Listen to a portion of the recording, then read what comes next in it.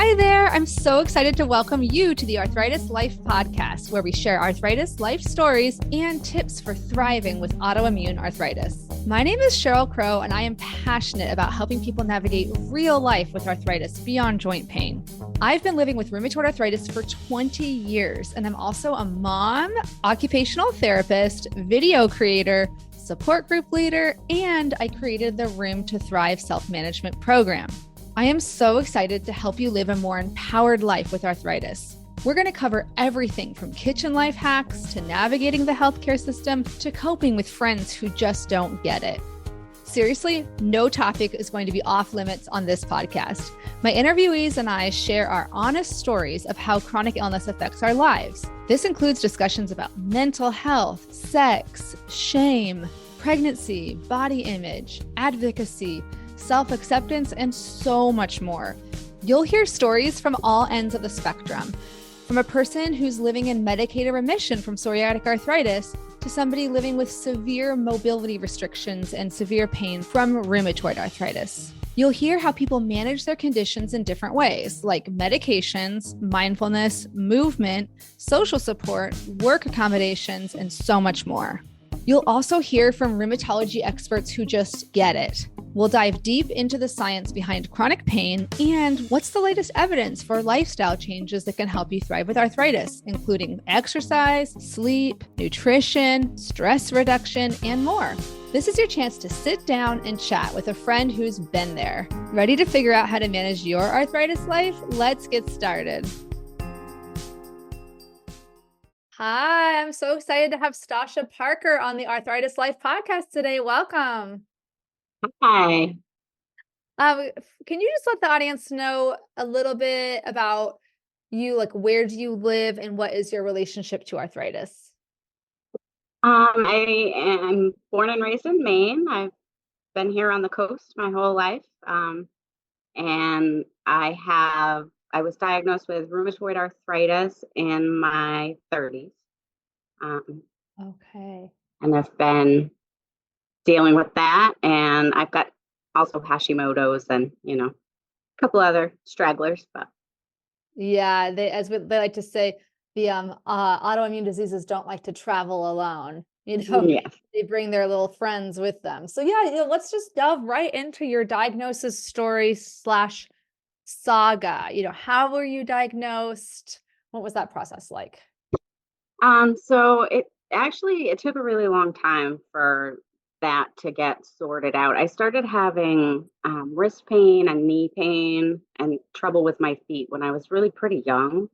By the time I was in my late teens and early 20s, I'd had quite a bit of problems with my wrists, and I started having all types of different body parts would get tendonitis, Mhm. and it would come and it would go. Sometimes before I even got to see a doctor, as Mhm. as these inflammatory things do, as I've later learned.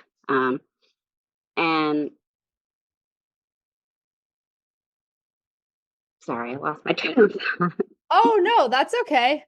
Yeah, it's actually so frustrating when you have symptoms that come and go, and then you finally get a doctor's appointment, and then the symptom isn't there anymore. Right, exactly. And at the beginning, it was mostly in my wrists.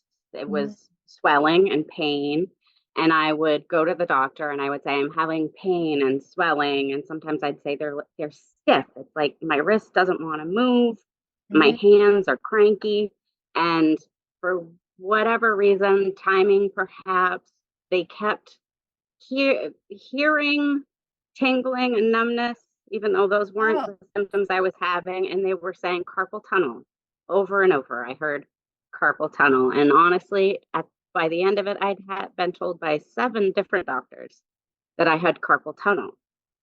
And I switched jobs and went to a science based job where they mhm. had really good occupational health and occupational therapy on site. And I started seeing their doctors. And Jeez. one of their doctors was actually one of the ones that clued me in that it seemed to her like this was something more going on. Yeah. Um, because I had right from the start problems with my wrists, problems with my knees. Then I'd have a problem with my ankle. And then my neck started to have the same sort of symptoms. And I Yeah. had a lot of shoulder troubles. And from there, she moved on before I moved on. And I saw two more doctors before I got to the point where they'd done nerve testing and they gave me the diagnosis of bilateral carpal tunnel and bilateral tarsal tunnel. And that was the appointment at which I looked at my doctor and I said, okay, could this be inflammation? Is this a, a greater problem? Is it really structural or is it something else? Because he was recommending surgery, 4 surgeries, and a lot of recovery. And for something that it didn't feel authentic to me. I never had pins and needles. I never had numbness, it didn't fit. And so he kind of gave me well, I guess we can if you really want to. And I got a referral to a rheumatologist from there and went and did blood work. And before I even got home, she had called me and told me that it confirmed that I had rheumatoid arthritis. Wow. How did you even know the word inflammation back then? Sorry, I'm stuck to where you were saying that they said if they thought you had carpal tunnel and you were wondering, because I don't think I knew what inflammation was. Well, my training in college was in marine biology, and so I've done marine and terrestrial biology and marine mammals and human mammals are not that different. So I'd done some marine health courses and stuff, and I just had that science background. So when I kept getting this diagnosis, it just didn't make sense. And I'd put my hand in the brace that they'd suggest, and it would just make it so much worse. The more I immobilized it, the more it bothered me. And so I started, Dr. Google, okay, nobody else is getting me the answers that I need. What does the internet seem to think? And that's where I came around to, okay, these things sound like they could be inflammation. Yeah. And I mean, it's amazing. You're like literally showing kind of the detective work of the diagnostic process where, they say oftentimes if you're having pain that's bilateral, like in the tiny joints of the fingers, the wrists, and it's to be quote unquote spreading, those are like classic signs of rheumatoid arthritis. Worse with inactivity or in the morning. To make life more difficult, you can have both, right? You can have carpal tunnel inflammation. Absolutely. Yeah. Yes, absolutely you can. That irritates the nerves.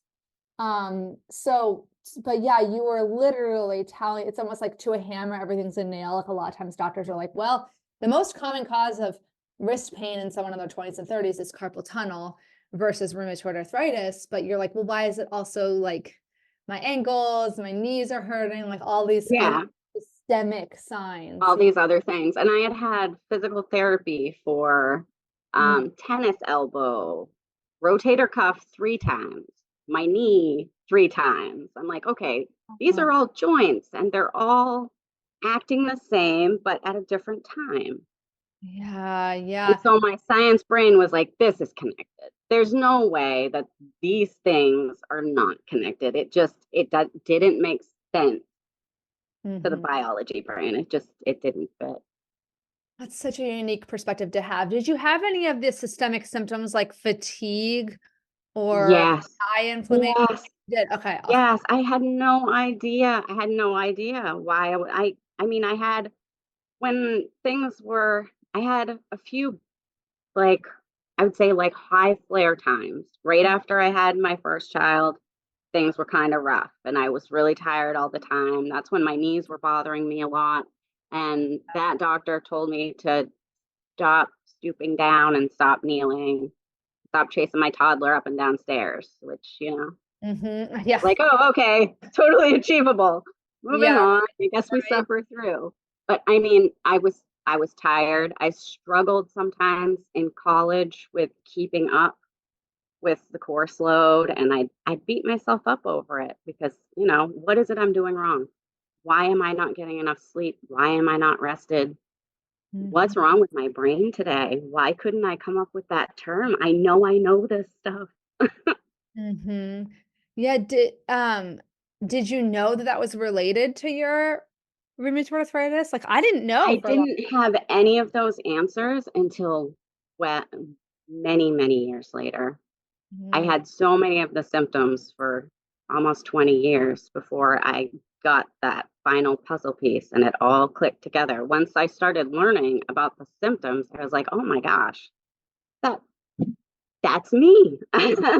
Oh, so, back to the moment when you actually got the diagnosis from that rheumatologist, what was your initial response? Were you relieved? Were um, you sad? Were you mixed emotions?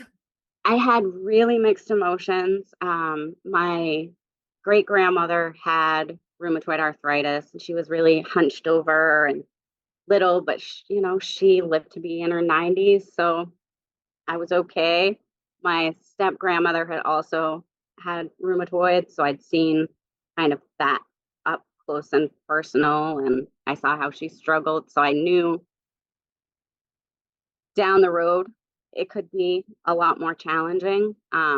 It honestly, it wasn't until I went to try to find more information that I started to get a little bit freaked out because the first thing I start to see is everyone talking about it being so important to catch it early, to slow it down. Yeah. And I knew at that by that time that it had been a really long time. And Mhm. we weren't early. And it has been quite the journey to get that train to slow its roll. Yeah. Yeah, it is, very bittersweet or just bitter feeling to know that, if someone had put those puzzle pieces together for you earlier, then you could have gotten, on treatment earlier and maybe had a better chance of going into remission. But, yeah, so I think your response is very common, and it's also common. I think a lot of times people think of the diagnosis, like kind of emotional and grieving process, as linear. Like you get diagnosed and then you feel afraid or scared, and then you like slowly feel better, better, better as you get more into it. But for me, it's been kind of like you described, like you felt a little bit okay because you're kind of relieved because you didn't, Mhm. it wasn't carpal tunnel after all. You're like, yes, I was right. But then it's like through time, it gets up and down and up and down because it's kind of, Right. yeah, it affects you differently depending on what your life demands of you, like you mentioned, having little kids. Yes, absolutely. Absolutely.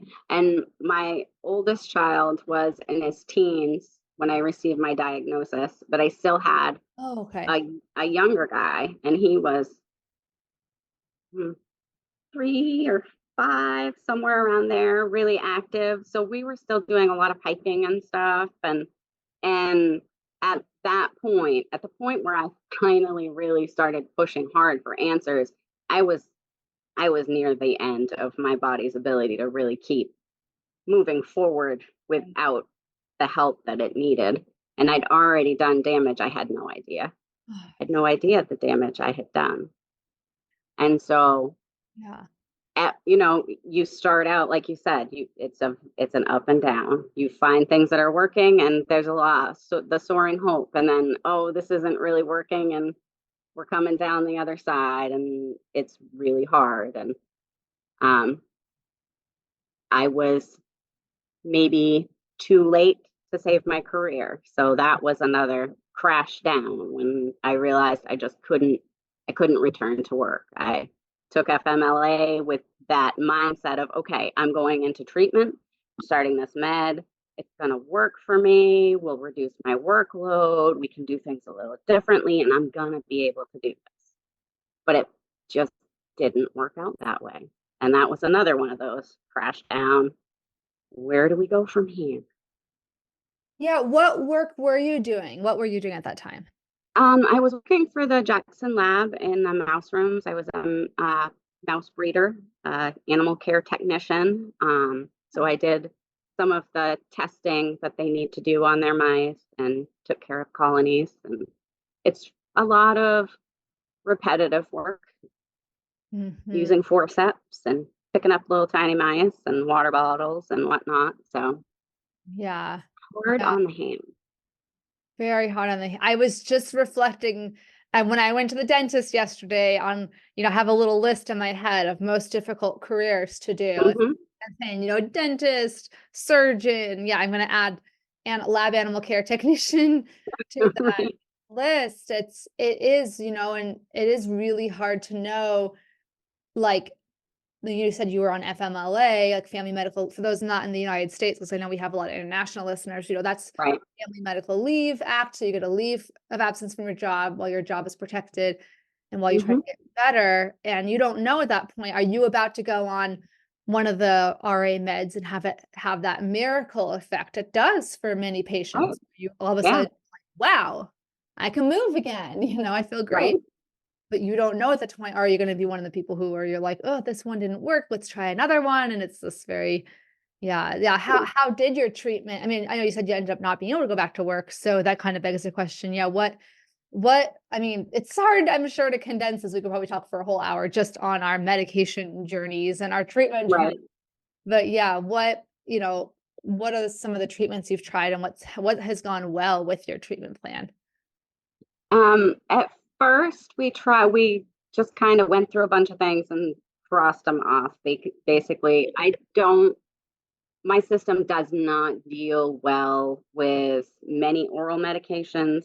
My Mm, stomach goes off pretty easily. mm, So anything that's gonna make me have stomach upset constantly is just it makes my quality of life not worth yeah. being on that sort of a medication. So Mhm, we eliminated some in that fashion. I had a nerve reaction to one of the medications. I think it was Arava. Um, caused some tingling, so they had me discontinue that one. mhm. Um, and then we tried a couple of biologics. They gave me a little bit of relief, but it took really quite a long time. I want to say around 3 years to land on Orencia finally worked for me and worked so well, honestly, that this last year it lost its efficacy for me. It wasn't really doing the job anymore. And because it had worked so well, though, I kind of clung to it for a bit longer than I probably should have. But um, then I've moved on to Remicade this spring, and that's knock wood, really working well for me.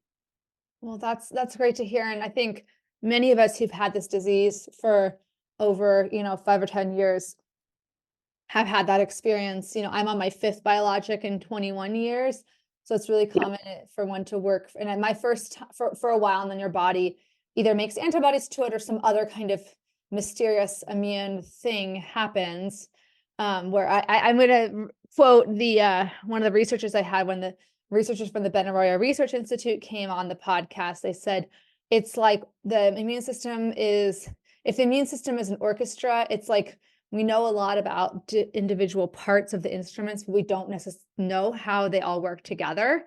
That was on Hmm. episode 124, by the way. I'll put a link to that one in the show notes. But I kind of imagine that sometimes the immune system is trying really hard to fight off, what it's supposed to do, like the foreign viruses and stuff. But it also sometimes it's like, hey, look at that synovial lining of their joints. That looks bad. Let's get rid of that. Yeah, yeah. I like to think of my immune system as a construction and demolition crew that's just kind of working overtime, Yeah. like doing everything they should and then some. Yeah, yeah. I think Dr. Carawata and I were talking, and she's made the analogy that it's like a misbehaving toddler. It's like Yeah. it wants to do the right thing, but sometimes it just can't. It just has a tantrum and decides to be irrational. And you're Yep. like, yeah. But it's I think for anyone listening who they're maybe in the very beginning of their journey, they might be on their first medication and maybe their first medication is starting to wear off, like Arentia did for you. It is hope does bring people hope to know that you're not the first one for this to happen to. Not in the sense of like you shouldn't feel bad, like it sucks, but people have Oh been yeah. part of the process. This is not, you're not an outlier. This happens to a lot of people. Yeah. I think another really important thing for people to know that I get the sense when I talk to people in support groups and such that isn't, I guess, common knowledge is if it's not working for you, let them know. Don't Yes, yes. continue to be miserable with all of these symptoms. They can try you on another medication. There are always more things that we can be doing. There are complementary therapies. There are all kinds of different things that we can add that will help. Yeah, that's a really, really great point. And I think, in the Room to Thrive support group that I facilitate, it's really an educational support group where we talk about little lessons that I assign to them, but also just have time for open-ended support. It's come up a few times. People say, "Well, I don't know when something is bad enough to warrant a call to the doctors." Right. That's really hard to know in the beginning. I think you're getting to know your body still, right? It is. It is. Well, and you've arrived here sick, right? You didn't land here because you felt great. So what is feeling better from here?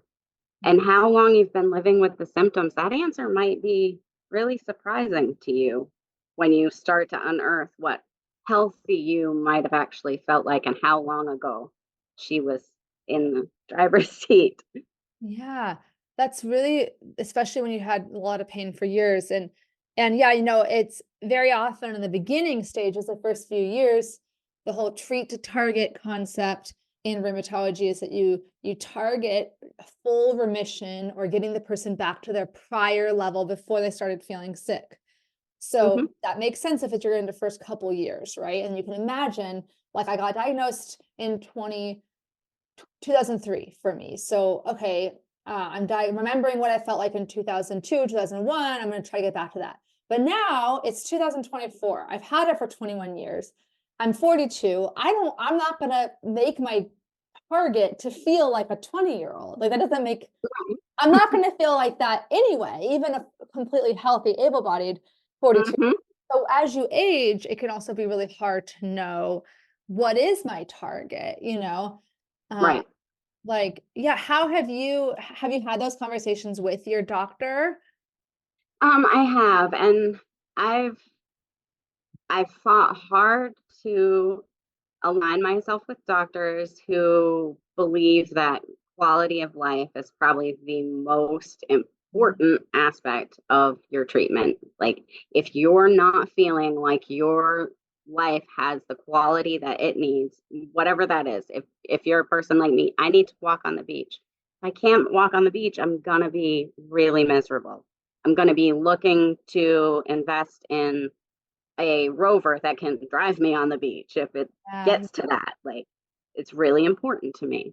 So that has been one of my markers that we kind of follow. Like, how are you doing? Can you now walk around on unstable ground? Is that something Mm-hmm. achievable for you? And we got me there.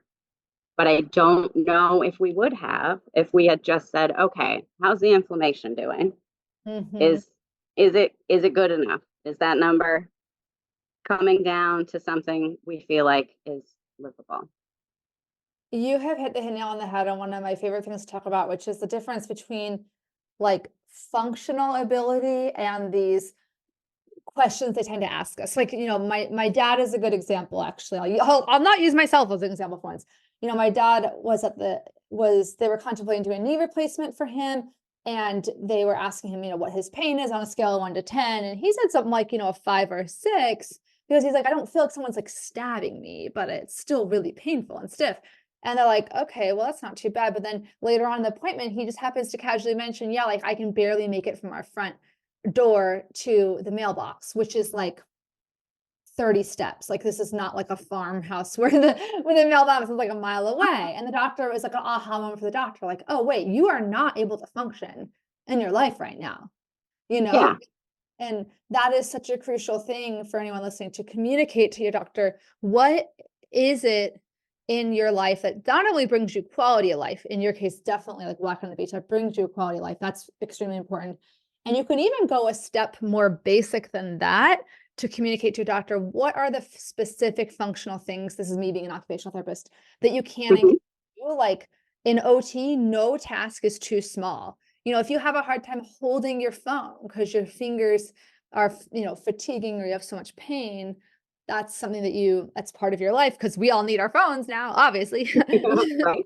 Stuff like that. Or you can't, wash. People say, well, I didn't tell my doctor because it seems so basic, but like I can't do my hair.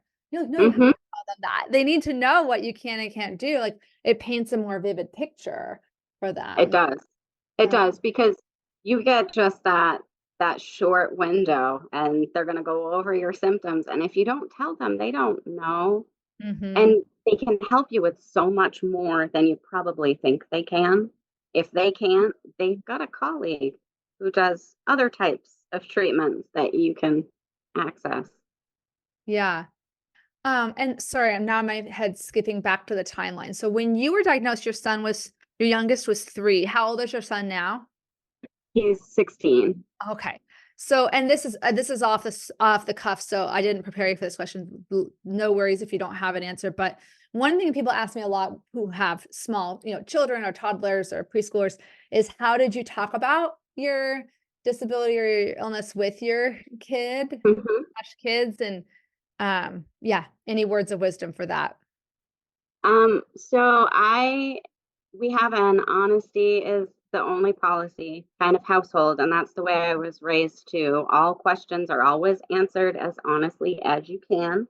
Mhm. Um, so when it was just kind of natural, for me to say, I can't do this today because my feet are really bothering me. And so we're going to have to do this different. I'd love to get down on the floor with you, but I'm having a hard time with my knees. Can you come up here and sit with me instead? Mhm. Um, and I can I can say that because I had with my oldest, I was a lot more functional. With my youngest, I was struggling a lot. Yeah. So it's almost like they had two different childhoods. And I Mhm. felt quite a lot of guilt over that, as a mother will, um, that he didn't get that active mom, and he's an extremely active nature kid. So I felt it maybe kind of double because I couldn't be out there with him, taking it all in and sharing all those wonderful biology lessons and all that fun stuff. But I found that it's made my kids really caring and conscientious. They're very helpful young men. They notice when people need help and they lend a hand. Um, I think as long as you're open with them, kids are full of forgiveness and love and understanding and acceptance. They're Mhm. they roll with whatever is normal. Yeah. I think that's a really, really beautiful point, and I like that you acknowledge, like, you're not sugarcoating it, you're saying, like, you did feel guilty, but at the same time, like, you can recognize that there are so many, that you will never be able to disentangle what parts of their personality were shaped by this, right, versus other life experiences, but, Right. it certainly, I think there is, a lot to be said for raising children in an environment where they understand that humans come in all shapes and sizes and abilities, and that and privileges, like health is a privilege, like being You able to did? walk is a privilege, we don't all have that. Right. And you kind of open your eyes to that earlier, whereas I think a lot of kids who aren't exposed to that kind of feel invincible, or that being able-bodied is the only right way to be, in the Right. world. Yeah, so Right. Well, actually, so a story from when my youngest was little. He had a friend he talked about in school constantly. He was Mhm. always telling me stories about this person that he was hanging around with on the playground. It wasn't until I went to his spring concert that I discovered that Noah lived in a wheelchair. That's Mm, not something Vincent ever even mentioned, thought about. It didn't bother him. He didn't ignore that kid because that kid couldn't keep up. He went over and talked to him. And yeah. I think that's because he had that early understanding that we're all great. No matter what we can do, we're all great. Hmm. That's a really beautiful thing. It's so funny that the things that we think are going to be a big deal to kids are usually not, and then something we didn't even think of is a huge deal. You're like, well, Right?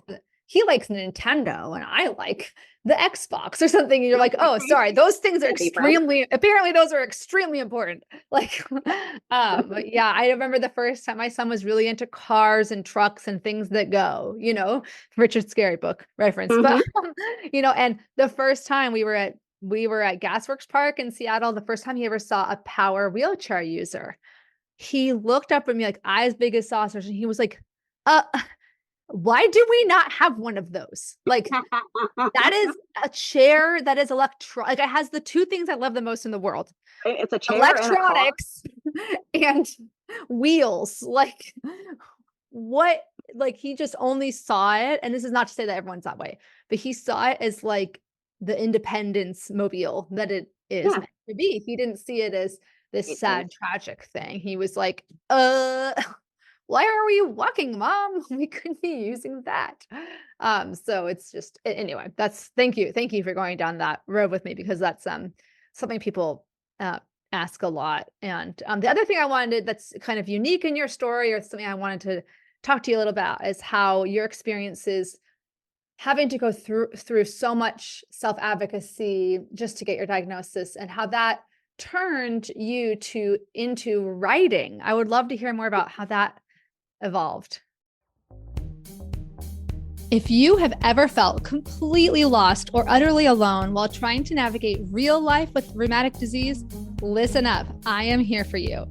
I created an educational program to help you go from overwhelmed to confident, supported, and connected in a matter of weeks. And it's called Room to Thrive. After earning a master's in occupational therapy and completing hundreds of hours of additional training, I created a step-by-step guide to help you truly thrive with rheumatic disease. This is the only program I know of that's designed to improve quality of life for people living with inflammatory, autoimmune forms of arthritis, like rheumatoid arthritis, psoriatic arthritis, ankylosing spondylitis, non-radiographic axial spondyloarthritis, Sjogren's disease, and more. During the self-paced lessons, you'll learn how to manage pain and fatigue, cope with stress, navigate relationships, and continue doing the things that matter to you and bring you joy. The goal is really to help you improve your quality of life and learn how to thrive with your rheumatic disease right now, rather than waiting for a distant day when it might be cured or healed. I really created the down-to-earth, practical, heartfelt resource I wish I had had when I was first diagnosed at age 20. If you want even more in-depth support, you can join the 12-week Room to Thrive virtual support group, where you'll be surrounded by people who actually get what you're going through, people who will provide the encouragement, validation, and support that you deserve. Each group is expertly moderated, so you don't have to worry about the kind of misinformation that spreads like wildfire in the free-for-all social media groups. If you're on the fence, don't just take my word for it. Here's what Katie had to say in March 2023. I was lost and overwhelmed with my RA diagnosis. It felt overwhelming to know what to read, what to do, how to spend my energy trying to research on the internet. Room to Thrive did that for me. It's been like getting a crash course in my diagnosis along with a community who gets it. To see all the details, including the dates for the next support groups, go to the link in the show notes or bit.ly/thrive room with a capital T and capital R. You can also just email me anytime at info@myarthritislife.net. And don't delay if you're interested, because each group is capped at 16 people or less in order to make a small, intimate group atmosphere. Thanks so much for your time, and I can't wait to get started with the next groups. And I can't wait for those of you who are interested in the self-paced option to go ahead and join that at any time. Bye-bye for now. Yeah. So after I stepped away from work and gave up. Well, I didn't give up on that. Nope. I took that Pivoted. disabled label and I set it to the side and I said, I'm not sure how I feel about that. I'm Mhm. not sure I can wear this.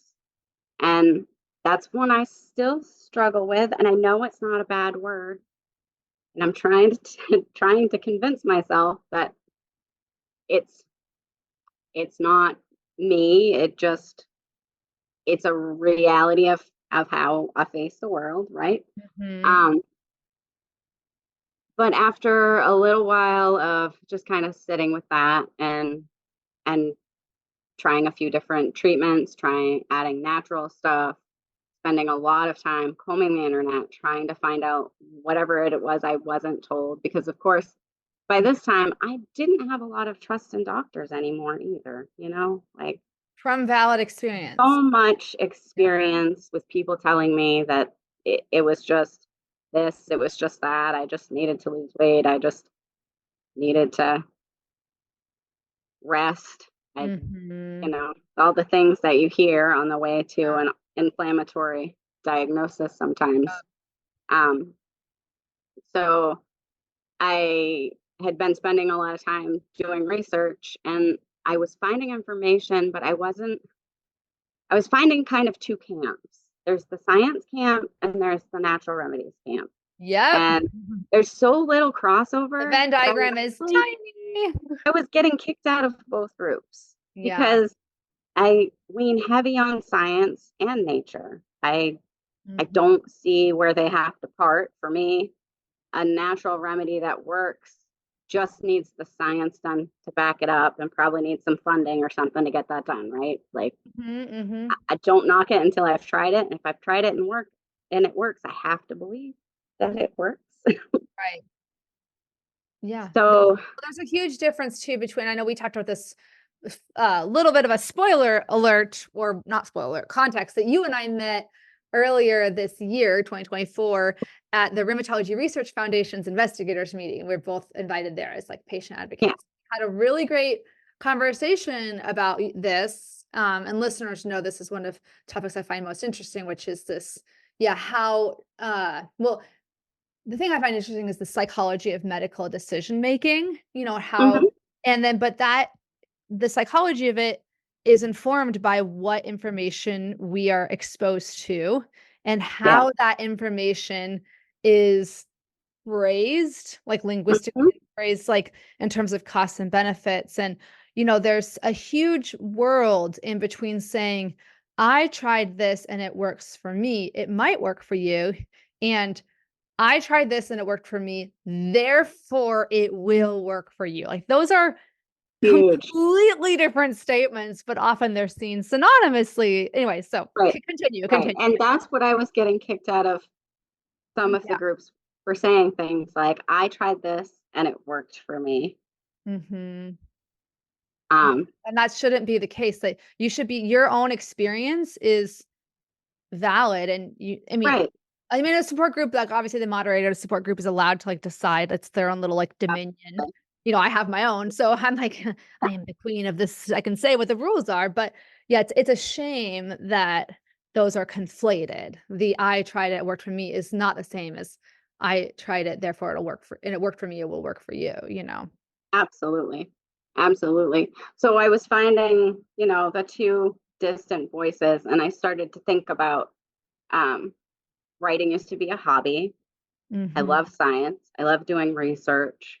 I'm pretty good at breaking something complicated down into terms that kids can understand because that's what a Mhm. lot of the science leadership positions I had were is working with kids. Okay, I didn't So know that, yeah. so I started to consider how I might help people to understand this information in a way that is approachable as far as this honestly the treatments that are being offered by medical professionals they get they get the scary rap because a lot of the information you can find about them is just the negatives, you know what I mean? Like it's this I whole rap sheet. I live this And this is all you're where talking is about, my the comment section. Every video I make about methotrexate, the comment section is like, "What? Why are you saying it's, like, fine for you? Like, I thought everyone who takes it is, like, throwing up all day and gets cancer," and you're like, "Whoa, whoa, whoa." And again, valid experience that some people have. Nausea is the most common side effect, but it right? doesn't happen to everyone. No, it And doesn't. I so mean, anyway, sorry. Preaching to for the me, choir. it didn't work. For you, it works great. Yeah. and we're all different individual biological beings. And so I wanted to start kind of sharing my own experience, partially just to keep track of what in the heck it was I was doing. Yeah. Um, but I also wanted an outlet for that information gathering researcher. She needed something to do. She was starting to Mm-hmm. go a little stir crazy inside my head. And Yeah. and if you don't keep your very imaginative and busy brain, busy doing positive things, anxiety just gets worse and worse and worse, right? Mm-hmm. It Yes. creeps. Yes. Yeah. So took up writing again and just one day decided I was going to start a blog and wrote down my diagnosis story for the first time and shared it out into the world kind of nervously because I'm actually very much an introvert. I'm a private kind of person, Hmm. but I felt like there aren't enough people saying that you have to, for one thing, fight for yourself. You have to be your own Yeah. advocate. You have to know how to talk to medical professionals. You have to know how to ask for help. There's all of these lessons that I had learned that I just felt like I needed to share with people who hadn't heard yet. Hmm. Yeah, and it's called tenaciousme.org. And I love the tagline, tackling disabling autoimmune disease with obstinance and humor. That's me in a nutshell. I was gonna say, but when I met you, I would never have put the adjective obstinate or obstinance, but Hmm. in terms of because you're a very pleasant, warm, friendly person. But I'm wondering, I have an idea of what the obstinance means in this case, but how would you describe it in your words? It is that stubbornness. It is that voice inside me that says, well, you're not really exactly disabled. You're just slowed down a little. You're Mm-hmm. not really like, yes, RA is impacting and shaping how your life goes, but you get to be in the driver's seat and decide which turns we're taking and which turns we're not taking. Mm-hmm. And it is, I don't know, I just don't have a sit down and be sick kind of mentality. I can't Mm-hmm. do it. I'm too stubborn. Yeah, yeah. And I think, I think we've kind of alluded to a conversation. Like, I want to come back to the stubbornness because that's what I thought it meant. That's good. But also, there is a rich conversation in the disability community about the language we use around, person with disability versus disabled person. And I'm very familiar with these kind of identity-based debates because my specialization in occupational therapy before I specialized in arthritis was developmental disabilities, especially autism and kids that are twice exceptional. So autistic children that are also like highly gifted and have like multiple disabilities. Maybe they have Mhm. ADHD, anxiety, autism, and they're gifted. Um, Really, really fascinating work. But there's a huge debate in the autism community or autistic community about, do we say I am a person with autism or autistic, as part of Mhm. identity? And so that has bled, I think that was started in my understanding before the disabled one and the disabled, am I disabled versus a person with disability? And I think before we even get to that language, I think it's you hit on something that I experience as well, which is that some of us are in that messy middle, whether you call it person with disability or a disabled person, where I'm not able-bodied enough to where this doesn't really affect my life, but I'm not so affected that like I would not qualify for official like disability benefits, right? And Right. at this level of function that I'm able to do, I've been very lucky. I did get put on fairly early and aggressive. I got put on early and aggressive treatment Hmm. after my first systemic full body flare, although I had had a sprained finger for over a year before my diagnosis, which is Yeah. So, in retrospect, but it wasn't a clear case. It wasn't bilateral at that point. Um, right. but it's hard for us to find an identity where um people they're partially well controlled with medication. Mhm. like where do we fit in the disability community? Have you found that with your like advocacy work and stuff like that? Yes, absolutely. It's a touchy subject, and I think in a lot of ways it's because it's so personal to people. I mean, you're talking about how I identify myself. And Yeah. I'm a person who's never been super comfortable with labels anyway. I think Mm, that when we label ourselves a certain way, sometimes we've placed a limit that mm, it may not be real. It might be something you can push out of the way yeah. and not be that person, like maybe you're a nice person, but that doesn't mean everything you ever do has to be nice. You Yeah, that's true. can, That's so true. you can and maybe sometimes might have to be not nice because that's what the situation demands.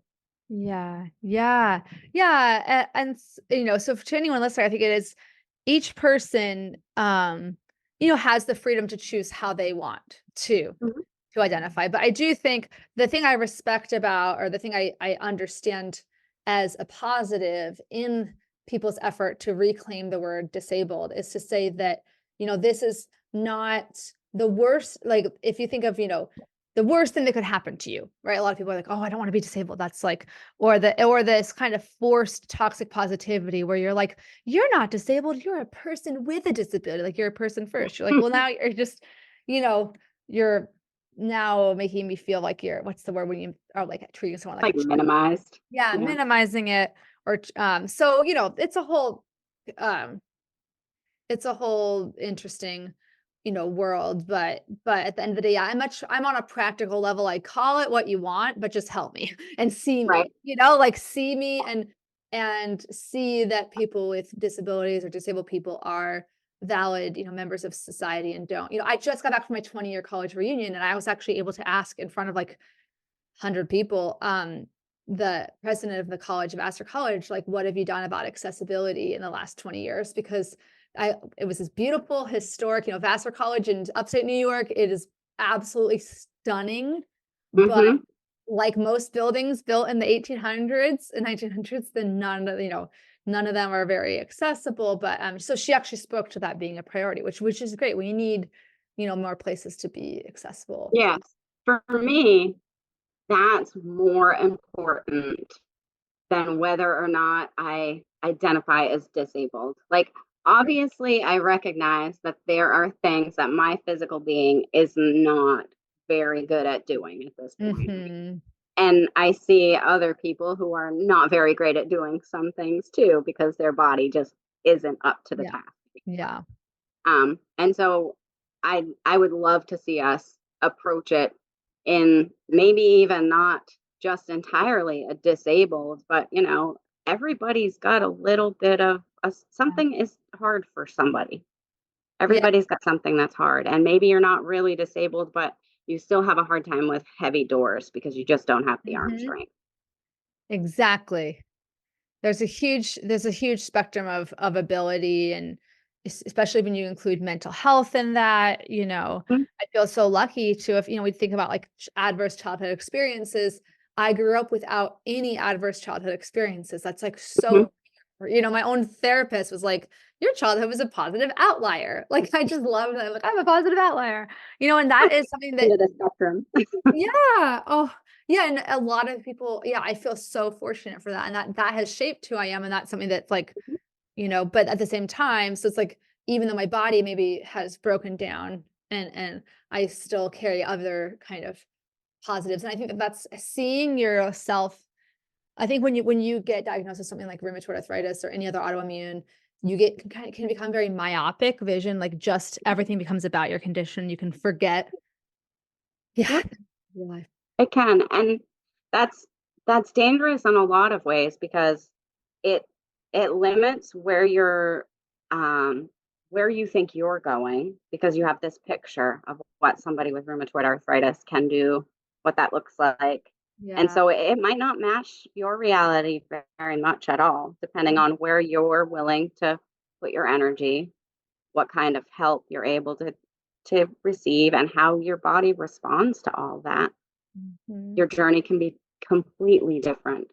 And the other end of that I find perhaps even more damaging is if you're always looking at yourself as a rheumatoid arthritis patient, you're going to miss that thing that has nothing to do with rheumatoid arthritis that you Yeah. should have gotten checked out and gotten some help with. And it turned out it was really bad for you.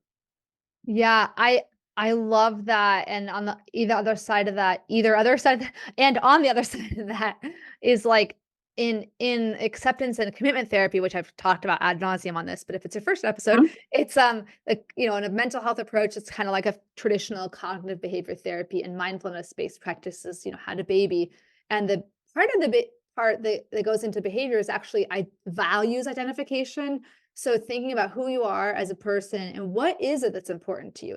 Like you mentioned, earlier, learning for you, learning, researching, being in nature. Like these are all things that your disease it doesn't fully take away from you. It may make things Mm. harder for Yep. sure.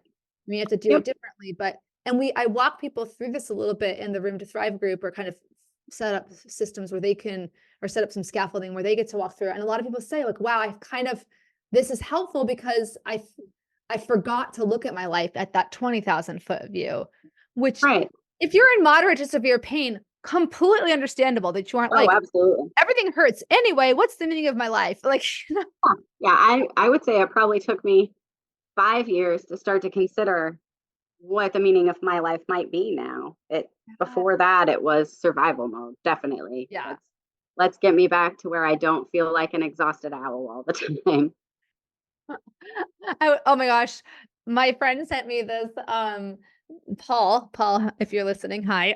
He sent me this really funny cartoon the other day that was like, raise your hand if you like, who's having a great time or who's having a great day. And like, no one raises their hand. Like, who's having an okay day? And like, everyone raises their hand. Where it's like, sometimes we just want to have like, it's okay to have just an okay day, or like, I just want Mhm. to not feel completely horrible, you Right. know? Yeah. Yeah. Yeah. Yep. And before we go to the rapid fire questions, you mentioned earlier that you're typical, or before you started your blog, you had felt like a private person, and Hmm. that's something that I want to talk a little bit about, because I've always been a very public, like share everything to the universe person. So that hadn't wasn't one of my struggles with sharing my story. Although Hmm. I wasn't public about mental health. So I have anxiety, or I've historically had anxiety, and I've had ups and downs with it, but I didn't talk about my anxiety until the last few years, because I was like, well, I'll talk about my physical stuff. I'll talk, but I had a mental block on that. And it's not right or wrong to talk about anything publicly or not. Yeah. No, it's all up to us. Yeah, but what was it like? Like how, when you made that choice, I mean, I'm guessing it was stressful, but then when you made the choice to share publicly, has it how has it been to get people's responses to your story, and just anything you want to say about that? It's been overall pretty positive. It made me feel, I mean, honestly, less invisible. Mhm. And as soon as I started talking about it, I discovered there were other people around me that were already in this boat, right? You don't know who's struggling until you say, "Hey, I'm struggling," and people say, "Hey, me too." Um, Mhm. so I started to build a little bit of camaraderie, I suppose, and it it's just been helpful to have that space where I feel like I can say however much or however little I want. Mhm. Um, I can sit with it for a couple of days and edit it before I hit. Yeah, So I that's know huge. really how much I really wish to share. And other than that, so I did the first post that was very personal, and then, like a good scientist, I hid behind the information for a while. Mhm. And it's really been just dribs and drabs of, okay, honestly, this is what's going on with me personally, Yeah, rather than things like I tried these things and they feel okay. yeah, It's more, okay, this part of my life is really not so sunny, and this is a place where I'm struggling. I'm starting to be a little bit more open with that sort of stuff, yeah. and starting to dig into some of the parts of the healing journey I've been on that I haven't really shared, because it's Mhm. pretty easy to share the medical stuff, pretty easy to say you got to ask for help, got to Yeah, advocate yeah. for yourself. talk about stress management and exercising and stuff like that. It's harder to talk about managing my anxiety, my Yeah. um, expectations of life, adapting to the reality of now versus what teenage me thought we were probably going to be doing at Mm-hmm. this point in my life. Managing my expectations about the things that I can get done in a day Mm-hmm. obviously comes up and down unpredictably, and I never know. Um, Yeah. it's been a really helpful outlet for all of the different types of things that I try to do. But there's more. I've done a lot of work around trauma. I've had a lot of um, complex experiences in my life. And so a great deal of what I've really had to work on is self love, Yes. trust. It's rebuilding trust in self, rebuilding trust in the medical community, Yeah. learning to stand up for yourself when you've had a traumatic existence is a little bit of a tough thing in the first place. So Yeah. just that first step, that step when I told my doctor after not telling my doctors for so long, I think this is what I need. That was a big thing. But I've never said that on my blog Mm. because I haven't quite gotten there yet, but it's coming. Yeah.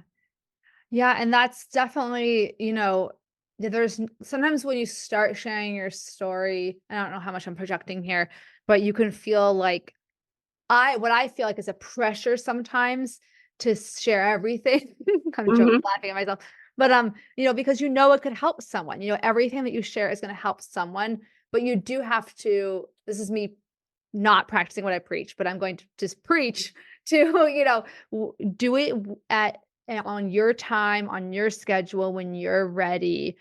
Because this is the paranoid anxiety side of me, but because you never know how people are going to take your words and they could twist them. Unfortunately, we've seen with kind of media's coverage and stuff. My mom is, she listens and she's looking out for me. And so she'll be like, do you sure you want to say X, Y, or Z? Because what if your insurance company hears and they come back and they're like, well, and Hmm. whatever, XYZ, potentially bad thing. That's the definition of anxiety. It's not like a specific thing. It's like versus fear.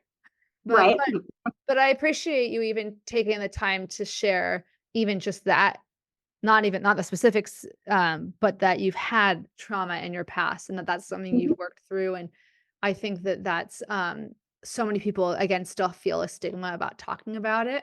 So Yes. yeah. Yeah.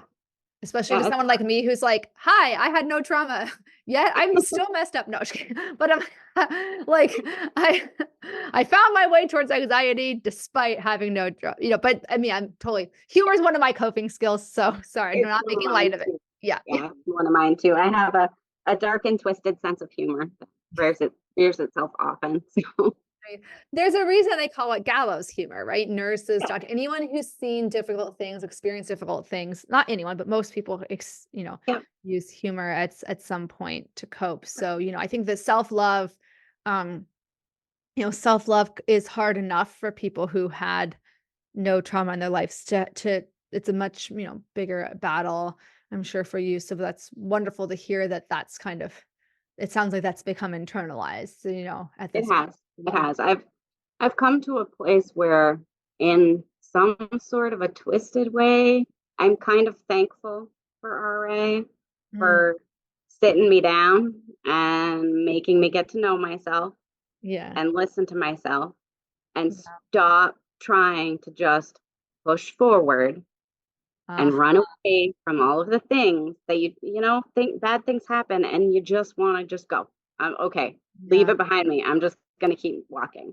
And Yep. you pretend that it didn't impact you, but everything that happens to us impacts us in some way, for Yeah. better or and RA kind of put me in a place where I had to sit down and deal with all of that and learn not to be a people pleaser and learn not to put everybody in front of myself and learn that it's okay to ask somebody for help. They're not going to freak out on you. Yeah. Uh, just a lot of small but big things, Hmm. and one little baby step at a time. That is my philosophy in life. I do nothing in huge leaps. I take small steps, and if that's not going to get me there, then that must not be the path I'm supposed to walk down. I love that. Well, you already answered one of my rapid fire questions, which is, do you have a favorite like mantra or inspirational saying? So it sounds like do nothing in huge leaps, small steps. I love that. That's beautiful. Do you have any specific like words of wisdom or messages for somebody listening who might be newly diagnosed? um, don't try not to be overwhelmed. I know it is absolutely overwhelming, but try just to take it one piece of information at a time. Approach Mhm. it one day, one small change at a time, and you will start to feel better. If you don't start to feel better, make sure your care team knows how you're Mhm. feeling. Yeah, huge. Um, Huge. yeah. Do you have actually, I'm gonna add to that from my own delusional optimism history slash stubbornness, which is do not try to delude yourself that it's going well when it's not. No, don't. Be honest first with you and then with other people. Yes. Yeah, don't struggle to open the water bottle. Hand that to somebody and ask for help. Yes. Yeah. Yep. 100%. And speaking of opening things, do you have a favorite arthritis gadget or tool in your toolbox? Literal, like physical or metaphorical? Um, Favorite tool. Oh my God, I have so many different tools that I use. One of my favorite things actually is vet tape, because you can wrap that on anything and make the Yes. handles fat. Yeah. What did I you use call it? that What kind of tape? vet tape. Vet Okay. tape. It's Vet tape. Oh it's yeah. like a stretchy Oh sports wrap. yeah. Yeah, sports web. Yep, I have some of that. I just didn't know if that was like a specific brand. Um, No, my first physical therapist, well, my first very useful physical therapist since I had RA that knew what was going on with me, she was a horse person. So she had vet wrap, which, love it. yeah. Love it. Do you have a The other one would probably be the Kitchen Mama kitchen can mama? opener. I That just thing is, used that last night making Mexican yeah, food. Yeah, kitchen mama hands-free opener. that is amazing. Yeah, and it's cute. And you can put it in a drawer. It doesn't take up space on your counter. Yeah. It's a can opener. If you've seen my blooper video, I continuously called it a jar opener. Oh, nice. I was looking like jar opener. I mean can opener. Can opener. Can opener. Okay, it's a can opener. Um, Definitely. yeah. Do you have a favorite book, movie, or show you've been watching or reading recently? Ooh, that's hard. I watched The Office over and over and over again, Oh, so that's probably comfort one of my show. very favorites. Yeah. The British one or the US one? US. Yeah, the British one's really good too. I had that Yeah. on DVD. So Shameless would probably be my favorite British show, and that I like the British version of that Okay, I'm gonna write that down. And then lastly, this is a big one, but what does it mean to you to live a good life and thrive with rheumatic disease? one. It means that I get to enjoy living my life, and for me, that is getting out in nature, having the energy and the attitude to interact with my loved ones and enjoy time out. It's really important to me that I can spend time on boats, go camping, and things like that. So those are the things that I'm always looking to level up a bit more. I love it. I really want to come visit Maine. You should. It's beautiful. Oh my God. I'm on the opposite coast to you, but I've been as far north as oh no, I did go to Maine. We visited Bates and Bowdoin when I was looking at colleges. Oh, nice. Yeah. Yeah, and then I spent summers at Bowdoin when I was a teen. nice. I loved their campuses, yeah. And then last question, where can people find you online? They can find me on my website, tenaciousme.org is where I do all of my information sharing, Mhm. and on Instagram and Facebook at Tenacious in Me. Perfect. Well, thank you so much for sharing so much wisdom and dealing with all my rambling questions at times.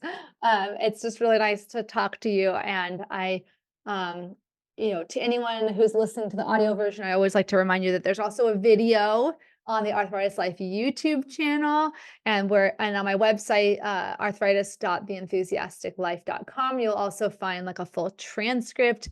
I personally actually find it hard to retain information when it's auditory only, so I like to read it if I'm trying to really yeah, yeah, so that's always transcripts are always on the website, but thank you so much, Stasha, and we'll talk to you later.